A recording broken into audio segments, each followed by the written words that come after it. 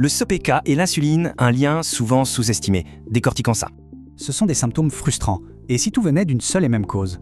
En fait, pour 70% des femmes avec un SOPK, une question métabolique est en jeu. Et ce problème, c'est la résistance à l'insuline. C'est vraiment le moteur du SOPK. Alors comment ça marche? L'insuline, c'est un peu comme une clé pour nos cellules.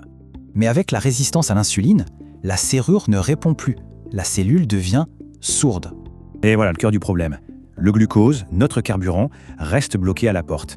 Pour forcer la porte, le pancréas envoie un vrai déluge d'insuline en renfort. Cet excès massif d'insuline dans le sang, ça porte un nom, l'hyperinsulinémie. Et là, ça devient intéressant. Ce trop-plein d'insuline va créer un véritable effet domino hormonal. Ça se passe en 3 temps. Et ça commence par une perturbation des hormones. Premier domino, l'excès d'insuline pousse les ovaires à produire trop d'androgènes. Et c'est ça qui peut provoquer des symptômes bien visibles, acné, changement capillaire. Deuxième étape, l'insuline bloque la production d'une protéine de transport essentielle par le foie. Résultat, encore plus de testostérone libre et active qui circule dans le corps. Et enfin, troisième étape, tout ce chaos hormonal, ça bloque l'ovulation.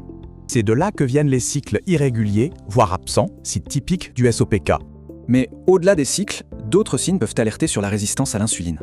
Des taches sur la peau, des coups de fatigue après manger, des fringales, ça en fait partie. La bonne nouvelle, c'est qu'en s'attaquant à la cause, on peut agir sur les symptômes. Il existe des stratégies naturelles très concrètes pour aider à gérer cette réponse à l'insuline.